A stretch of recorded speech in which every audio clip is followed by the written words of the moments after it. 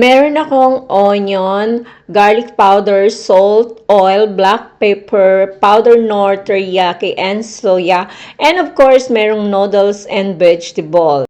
Dahil today, magluluto ako ng noodles with vegetable without meat. So, ayan, ginisa na ang onion, carrots, broccoli, mushroom, and isusunod na natin ang repolyo. Then, after ng repolyo, lalagay na rin natin ang noodles. Then, imimix natin konti and lagyan na natin ng garlic powder, black pepper, nor powder, and suya at teriyaki, and last ay ang salt.